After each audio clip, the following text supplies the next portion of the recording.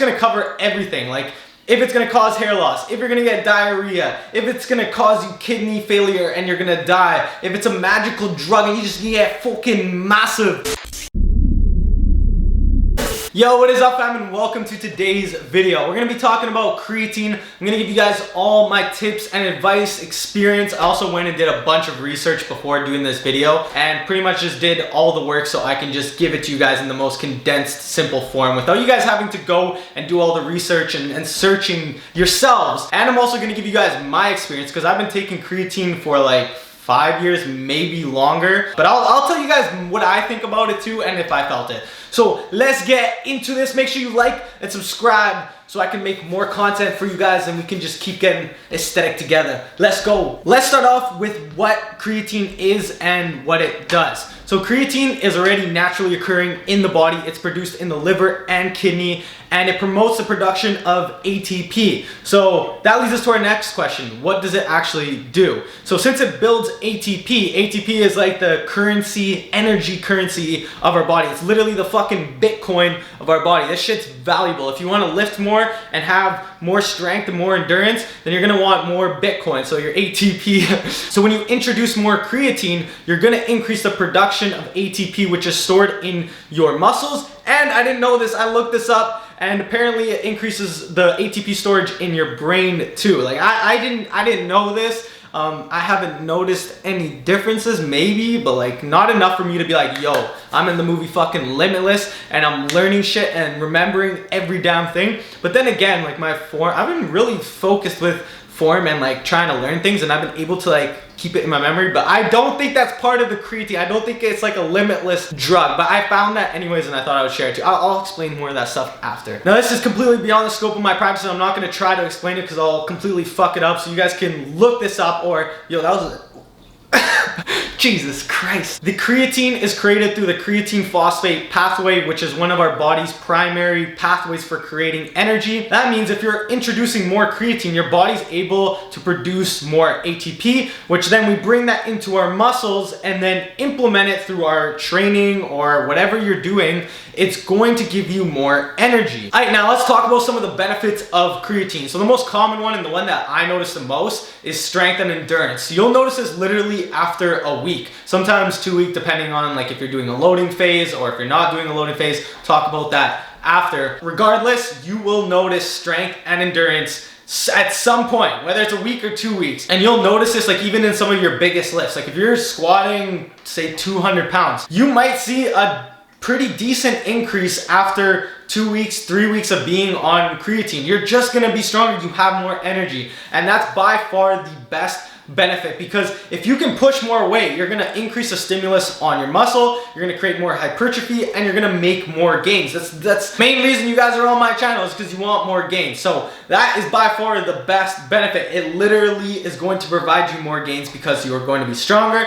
and you can get more reps out. Now this benefit I actually didn't know, but apparently creatine directly stimulates muscle growth, and that's because it reduces the levels of myostatin, which is pretty much the protein, the gene in the body that doesn't let you become the fucking Hulk. And yeah, there's actually people that don't have, or this gene's kind of messed up or it's not there, and they literally cannot stop putting on muscles. There's actually some animals that have low myostatin. You see these dogs that are just fucking yoked up, and pretty much the Hulk is the epitome of that because he clearly has low myostatin. What it does in a very small acute version is that creatine will lower myostatin, just like a resistance training does too. So when you put resistance training and creatine, you're basically just lowering the myostatin so you can build more muscle. Now you're probably wondering why anybody would ever want this gene. It's because if you didn't have it, your heart would also grow. It's a muscle. Your body would grow to the point where you cannot function. It's like being beyond obese, but with muscle. You're still not gonna be able to function properly. Another benefit that isn't like huge, but I really like, is the fact that it makes you look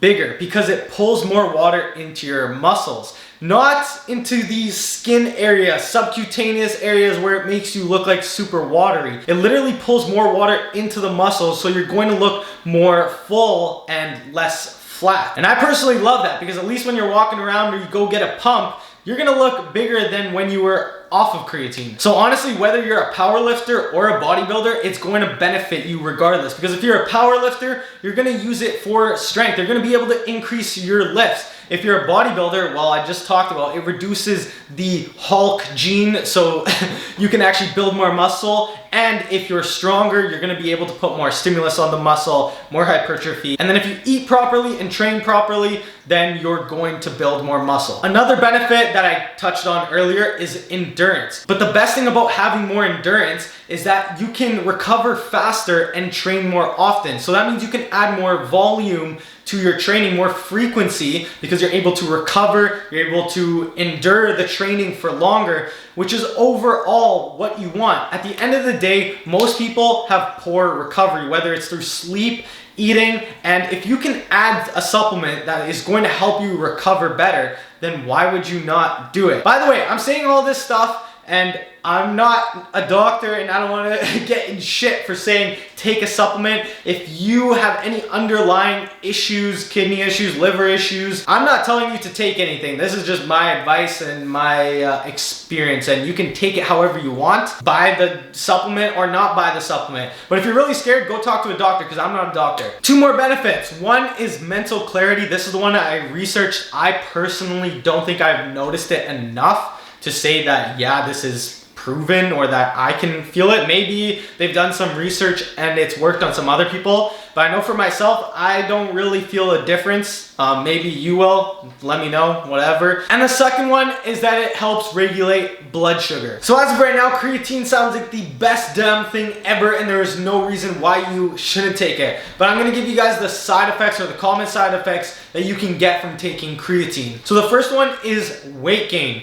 Yes, you will gain weight, but it's specific weight. It's not gonna be fat. You're not just gonna start loading on fat. You're going to put on water weight, because when you increase ATP into the muscle, you're also gonna be increasing the water into the muscle. So if you gain 5 pounds, it's most likely, no, it definitely is, 5 pounds of water weight, unless you've been like eating like complete shit that whole week. Number 2 is muscle cramping, and this one is a yes. It can definitely happen because your body requires more water when you're taking creatine, just because it needs to pull the water ATP into the muscles, and it can actually cause you to cramp if you're not drinking enough water. But this is an easy fix. If you feel the cramping, start drinking more water. Make sure you're also intaking enough sodium so your electrolytes are at like a good level and you're not just completely cramping during every single workout. Number 3 is acne. I've seen a couple people ask this, and this is a big no. If you're getting acne, it's probably from something else, maybe something you're eating, or it's just hormonal, but the creatine itself is not causing acne. Number 4 is diarrhea. So this one actually can happen, and I've experienced it before by taking creatine,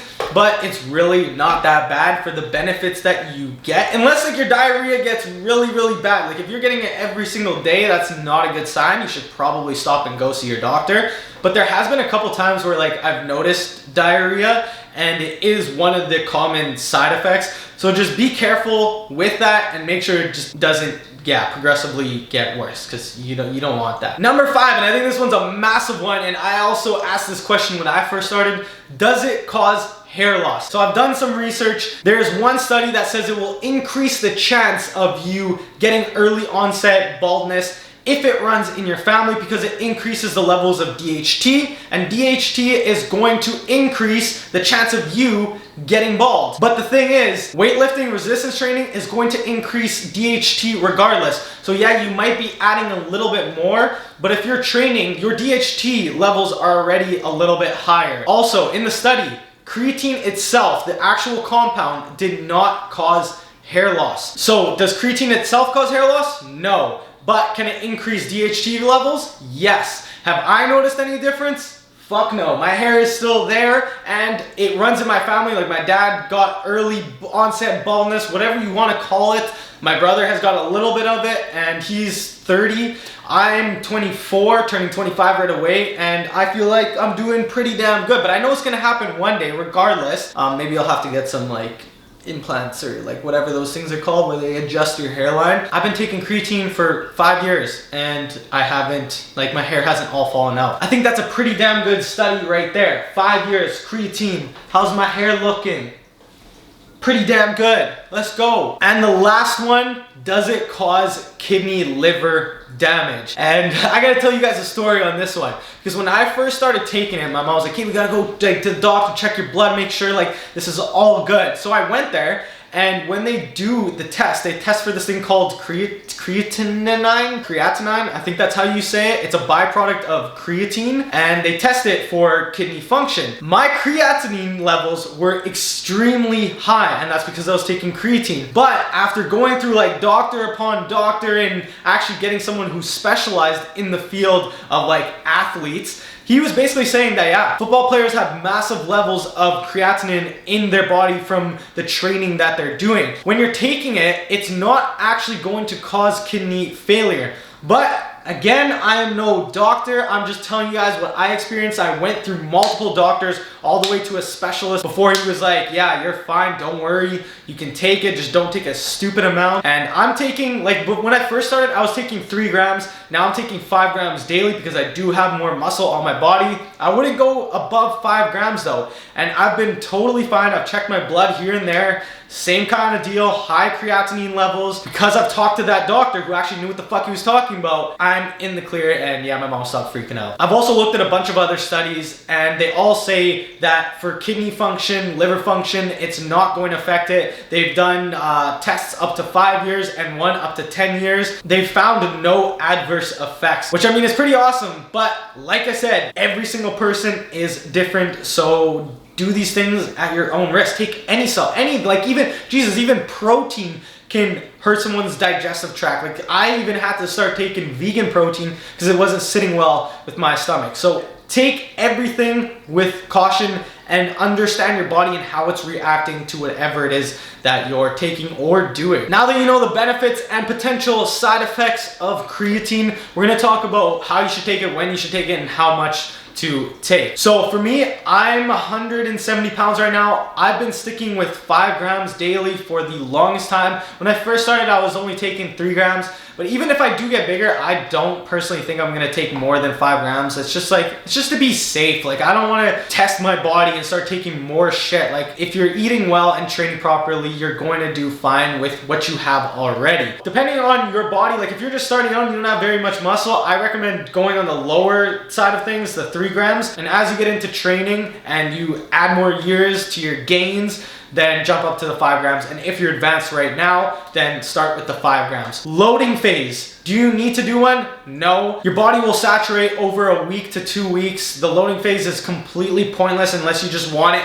You want the results right now. Like you can't wait a week. But I personally don't think giving your body 20 grams of creatine at once is the best idea. Like if there's any risk for the effects that I just told you about, it's because you're doing a stupid loading phase of like 10 to 20 grams, and that's probably why you're getting diarrhea and then your hair falls out. I'm just kidding, that's not gonna happen, but the diarrhea might happen. Now the best form of creatine is simply creatine monohydrate, or the micronized creatine, which is just gonna mix better in water and then it's gonna absorb better. But all the other ones, they're just adding extra compounds to try to make it absorb better into the body. The only one I've actually taken a look at is creatine ethyl ester, and that's because it was apparently the most absorbed and best creatine. So I was like, screw it, let's do some research on it. So I looked into it, and apparently it is the best absorbing creatine out there. They say 99.99999% of it is going to be absorbed, where the creatine monohydrate is between 90 to 99. I've just been using creatine monohydrate because it's been working for me, and why would I fix what's not broken? And if the creatine ethyl ester is more expensive, what's the point if this one's already working? So you can try the creatine monohydrate, you can try the other one. If you notice a difference, let me know, but I'm just gonna keep taking this one because it's working for me. So when I'm actually taking the creatine, I take a pill form, but it doesn't matter if you take a pill form or a powder form, as long as it's still the same amount of grams. Like if you're taking 5 grams of pill creatine, 5 grams of powdered creatine, it's the same shit. There's powder in the pill, they just put it around a capsule and make it look pretty, throw it in some packaging. Doesn't matter. I always take my creatine 45 minutes before my workout and then immediately after. So if I'm taking 5 grams daily, 2.5 before, 2.5 after, or you can take 5 grams after, 5 grams before or during your, it doesn't really matter as long as you're taking it around your workout. But personally, from my experience, if I take it before, 45 minutes before, I notice the effects of the strength. Whereas if I didn't take my creatine before the workout and I worked out, I actually feel weaker. My recommendation,